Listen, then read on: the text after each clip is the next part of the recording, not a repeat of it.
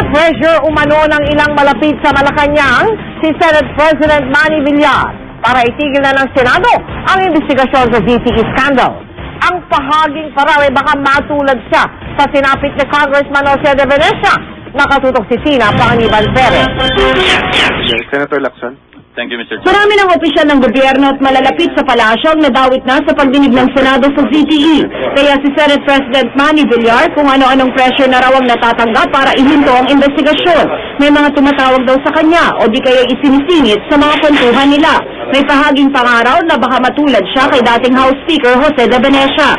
Pag gumagawa tayo ng ganito, hindi naman masaya ang Malacanang dyan at hindi malayo na mayroong magsasuggest ng ganyan.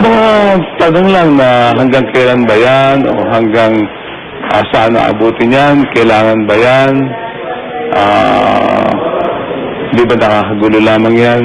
After that, At kung siya raw may mga ganitong pressure, malamang daw meron din sa mga chairman ng mga komiteng kasama sa investigasyon.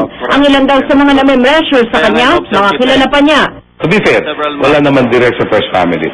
Hindi naman ako nagugulat, siyempre, sa mga kaibigan ng Malacanang at sa paligid. Di na nabigla rito si Joey de Venecia na siyang unang nagbunyag sa umanay maanomalyang ZTE deal. That's their style. You know, they threaten anybody they want. Panawagan lang ni Joey sa mga senador huwag magpadala sa mga pressure at paabutin hanggang sa ombudsman ang committee report nila. Nang humarap sa bukura ng magagawang Pilipino kanina, may dagdag pang ibinunyag si Joey tungkol sa umanay pangungumisyon sa ZTE. Yan po yung mga in-advance ng ZTE sa ating mga tao sa gobyerno. Ilang milyong dolyares yun. Alam ko po yung number, alam ko po kung magkano, kasi sinabi po sa akin ni June Busada yun.